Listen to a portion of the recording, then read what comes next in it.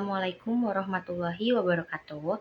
Perkenalkan, nama saya Najwa Putri Kamila dengan NIM 66702200028 yang berasal dari kelas 4C, mengampu mata kuliah perbandingan politik pemerintahan.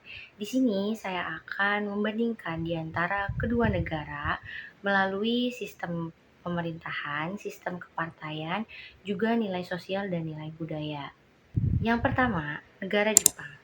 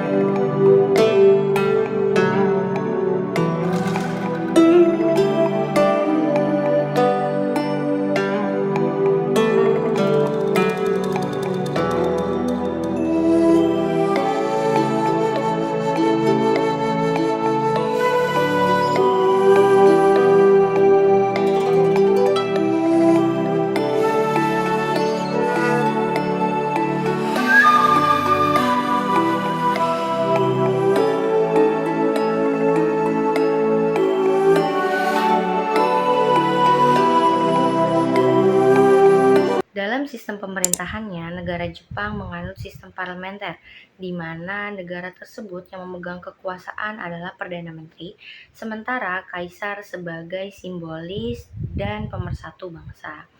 Negara Jepang sendiri menganut model dua kamar atau bikameral yang terdiri dari majelis rendah, yakni Kokai, dan majelis tinggi, yakni Sangjin. Terdapat perbedaan di antara keduanya yang dapat dilihat melalui tanggung jawab, anggota, dan juga wewenangnya. Kokai memiliki tanggung jawab untuk mengatur dan juga mengawasi undang-undang dalam ruang lingkup pendidikan, kesehatan, dan juga lingkungan. Sementara Sangjin itu memiliki tanggung jawab dalam pembentukan dan juga pengawasan dalam ruang lingkup teknologi, ekonomi, dan juga politik. Nah, selanjutnya terdapat perbedaan di dalam jumlah anggotanya. Di dalam majelis rendah atau Kokai itu memiliki anggota sebanyak 480 dan di Sangjin sendiri memiliki jumlah anggota sebanyak 242. Kokai memiliki wewenang untuk mengangkat dan juga menghentikan Perdana Menteri serta dapat memberikan mosi tidak percaya. Sementara itu, Sangjin memiliki wewenang untuk memberhentikan majelis rendah. Selanjutnya, secara sistem kepartaian. Keberadaan partai di Jepang sudah dimulai pada periode Meiji, yakni pada tahun 1868 hingga 1912. Nah, sistem kepartaian di Jepang ini disebut juga dengan sistem partai setengah tunggal. Mengapa? Karena hanya Liberal Democratic Party atau LDP yang pro-konservatif menjadi satu-satunya partai yang bertahan dalam mendominasi pemerintahan dan juga memenangkan pemilihan.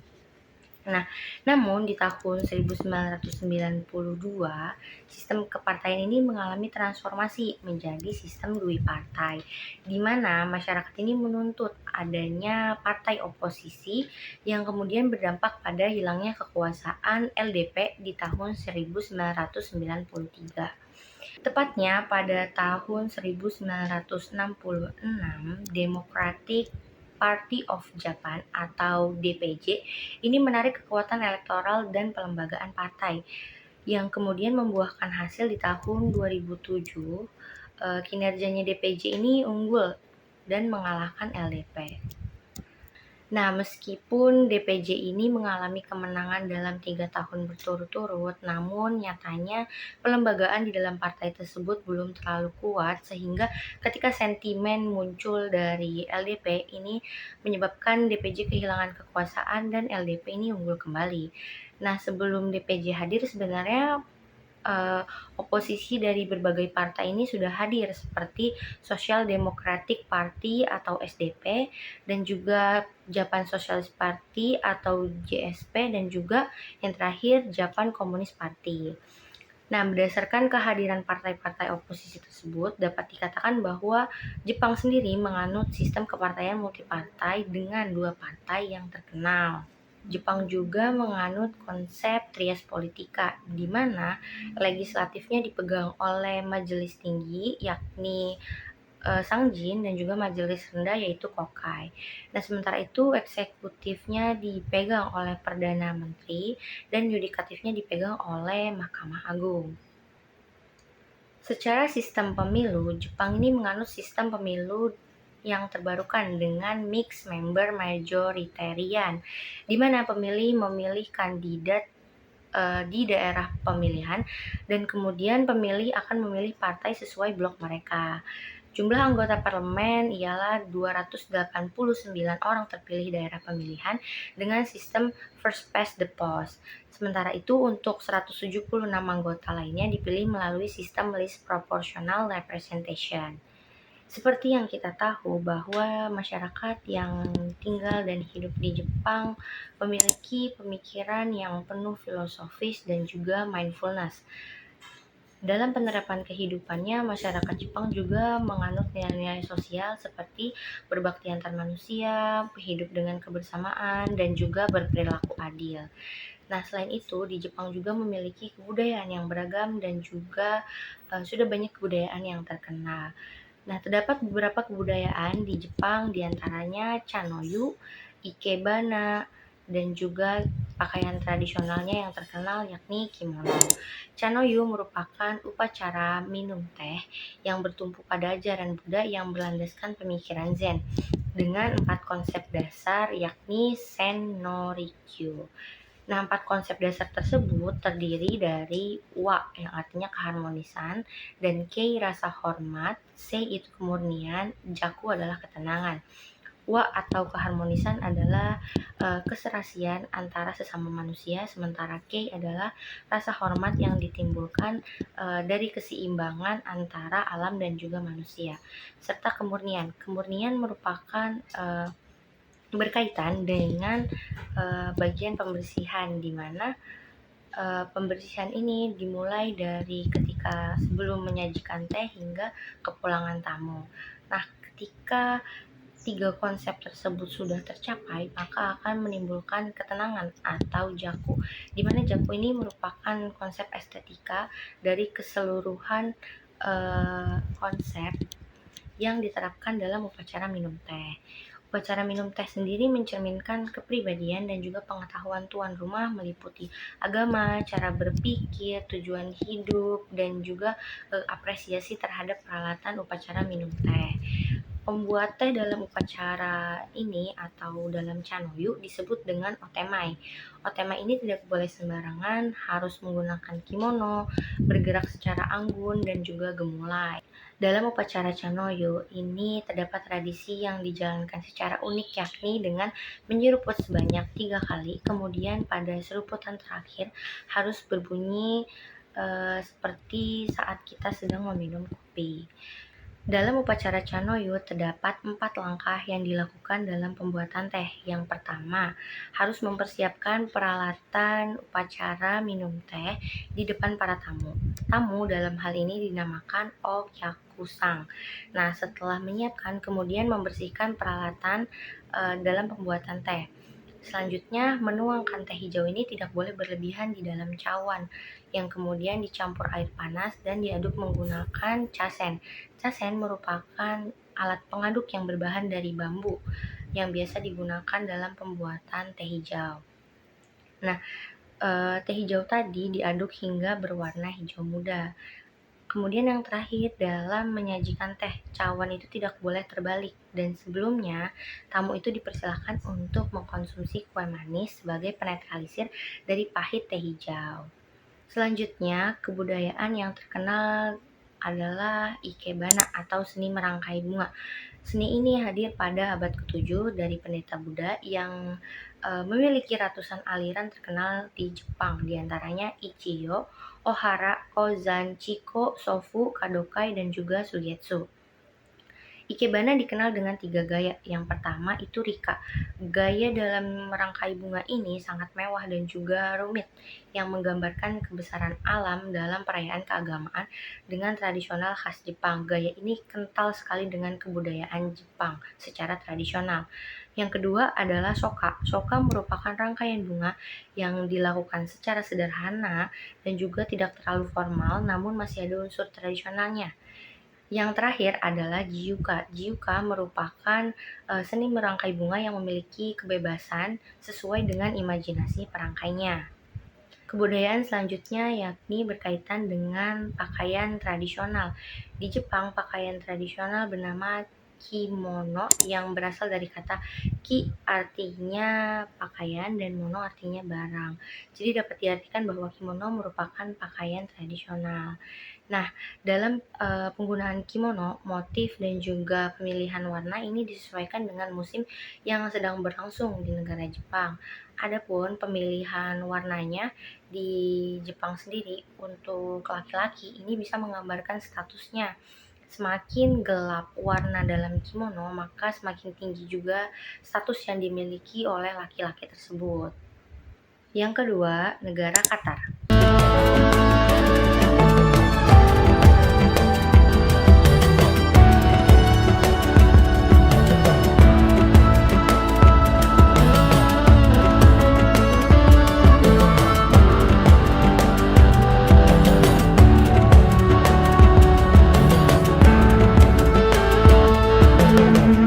Qatar menganut sistem pemerintahan monarki absolut, di mana kerajaannya bersifat mutlak dan juga didapatkan turun-temurun melalui keluarga.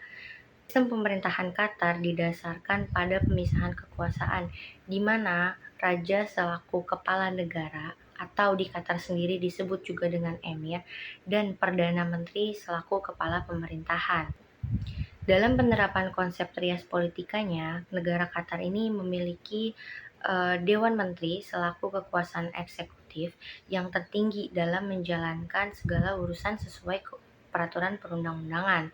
Nah, selanjutnya secara legislatif, kewenangannya ini dipegang oleh tangan Dewan Al-Syuro.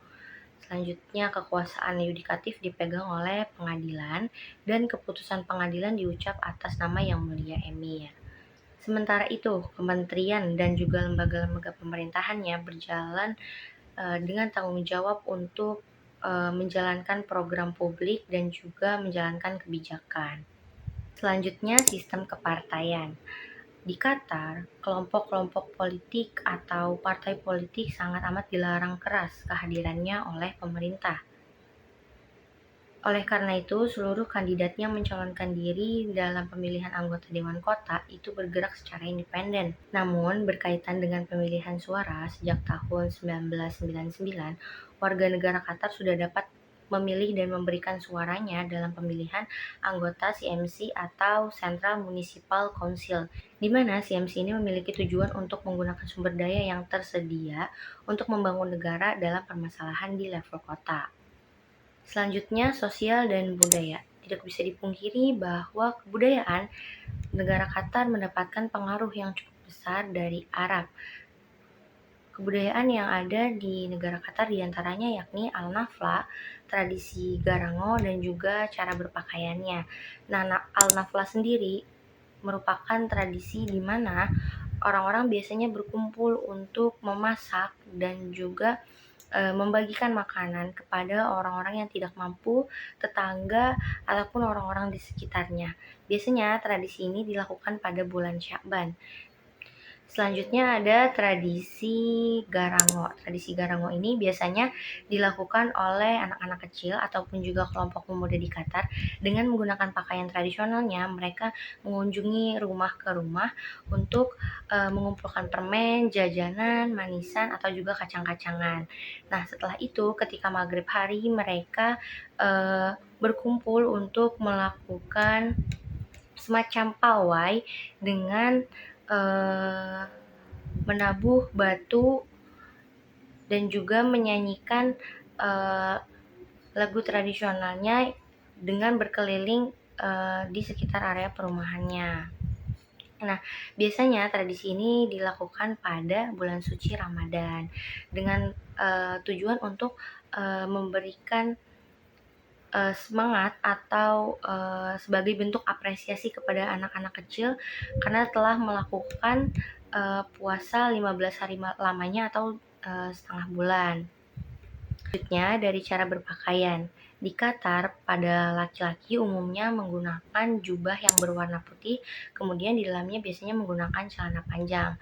Untuk perempuan sendiri biasanya menggunakan abaya yang biasanya ini berwarna hitam yang menjadi luaran, kemudian di dalamnya ini menggunakan kemeja, kaos ataupun juga celana jeans dan penutup kepala yakni dinamakan sheila. Biasanya penutup kepala ini dililitkan di kepala hingga leher.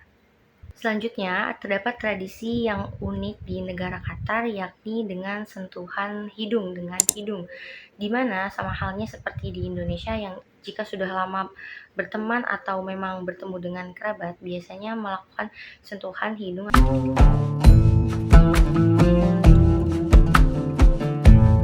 Sekian dan terima kasih.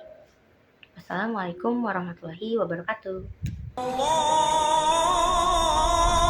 Akbar.